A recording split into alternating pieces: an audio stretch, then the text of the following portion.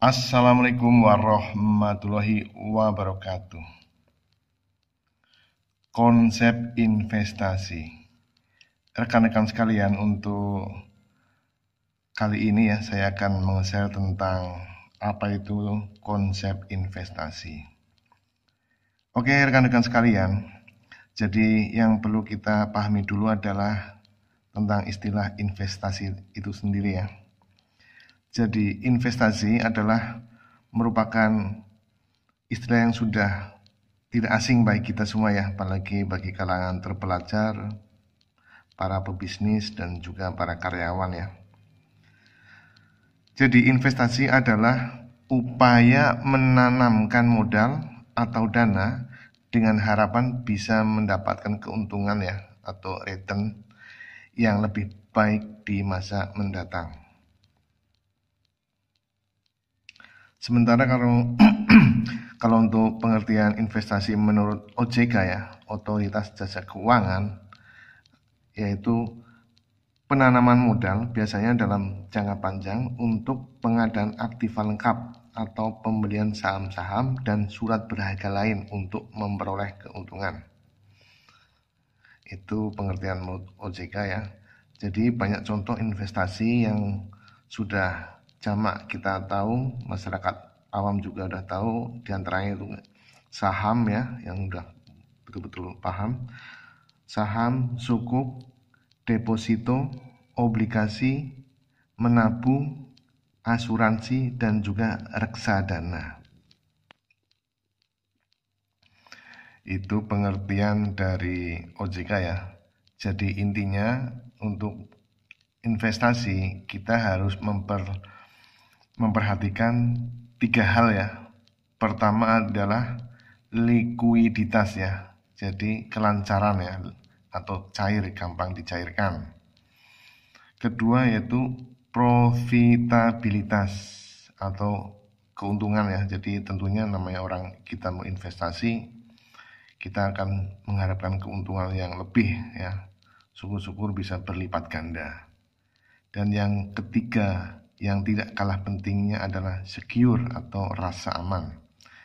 Itu prinsip investasi yang harus kita lakukan ya. Kita perhatikan dengan benar-benar karena ini nanti akan berhubungan dengan kesusahan kita dalam berinvestasi.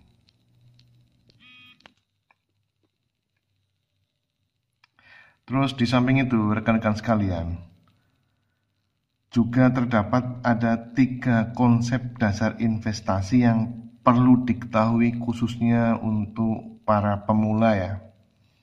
Yaitu pertama itu bunga majemuk yang menguntungkan. Yang kedua adalah pentingnya mengalokasikan aset. Dan yang ketiga adalah memilih alokasi aset yang tepat. Itu 3 konsep dasar yang perlu betul-betul diketahui oleh para pemula. Keterangan untuk masing-masing rekan-rekan sekalian ya. Jadi bunga majemuk yang menguntungkan, 1, itu yang pertama ya. Jadi untuk bunga majemuk itu bisa diartikan ke dalam bahasa masyarakat awam adalah bunga yang bisa menghasilkan bunga ya. Jadi bunga itu sendiri bisa menghasilkan bunga. Jadi contoh sederhananya adalah seperti ini ya. Jadi saat kita atau Anda berinvestasi misalnya dalam bentuk dolar ya, 100 US dollar dengan bunga 10% per tahun, maka uang tersebut tentunya akan menghasilkan 110 US dollar di tahun depan. Dan di tahun yang selanjutnya dasar penghasilan bunga bukanlah 100 dolar seperti di awal, tetapi sudah 110 dolar ya. Jadi rekan-rekan sekalian, dikarenakan bunga majemuk ini sangat menguntungkan ya bagi para investor, Bahkan seorang ilmuwan kelas dunia ya, yang tentunya kita sudah rata-rata sudah kenal ya, sudah tahu. Albert Einstein itu pernah mengatakan bahwa bunga majemuk itu sebagai keajaiban dunia yang ke-8. Kita tahu ya yang dari PBB kan, kalau nggak salah apa itu kan mengatakan ada 7 keajaiban dunia. Nah ini ditambah sama Albert Einstein ya, yang mengatakan bahwa bunga majemuk itu sebagai keajaiban dunia yang ke-8. Nah tentunya Anda setuju atau tidak itu terserah Anda ya. Itu pendapat aja dari seorang ilmuwan. Jadi itulah mengapa para investor itu perlu melakukan investasi sejak dini dan jangan pernah menunda rekan-rekan sekalian. Sebab semakin lama jangka waktu investasi, maka tentunya bunga majemuk akan memberikan hasil yang optimal di masa yang akan datang.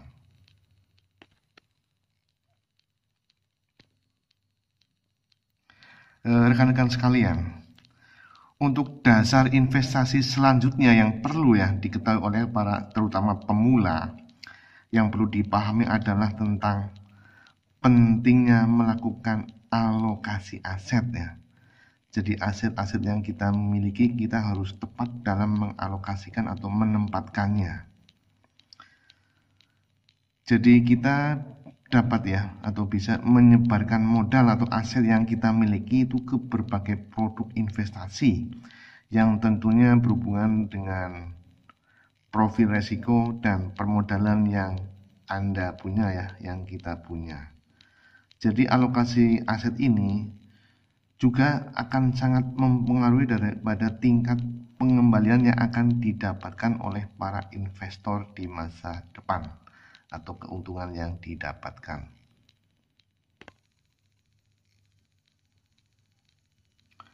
Untuk selanjutnya adalah menentukan berapa banyak alokasi aset untuk setiap produk investasi yang akan dibeli ya oleh para investor ya, termasuk Anda sekalian pemodal ya yang punya uang. Tentunya hal tersebut rekan-rekan sekalian itu akan kembali lagi kepada profil resiko yang dimiliki yang pertama, kedua jumlah modal yang dimiliki, dan yang ketiga adalah jangka waktu investasi Anda. Itu 3 hal itu sangat berhubungan erat ya. Jadi jika rekan-rekan sekalian Anda memiliki modal yang kuat, berani mengambil resiko yang tinggi, dan juga berinvestasi untuk jangka panjang, maka membeli saham perusahaan bisa menjadi pilihan yang tepat. Tentunya adalah perusahaan-perusahaan yang sudah tertera di neraca perdagangan yang bagus ya, menguntungkan, dipercaya oleh masyarakat, dan tentunya juga kita lihat dari laporan keuangannya yang qualified ya, yang bisa dipercaya dan dipertanggungjawabkan.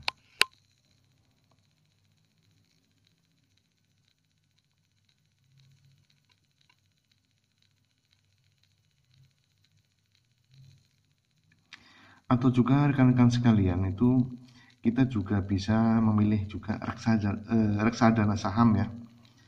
Jadi jika ingin manajer investasi yang membuat keputusan investasi yang tepat untuk Anda, tentunya juga manajer investasi yang sudah berpengalaman, sudah diakui ya kapabilitasnya dan kemampuannya dalam hal menempatkan dana-dana untuk pembelian saham saudara-saudara sekalian. Jadi rekan-rekan sekalian, para pemula dan yang masih muda, maka sangat disarankan sekali adalah Anda untuk lebih banyak membeli investasi saham dari produk investasi lainnya.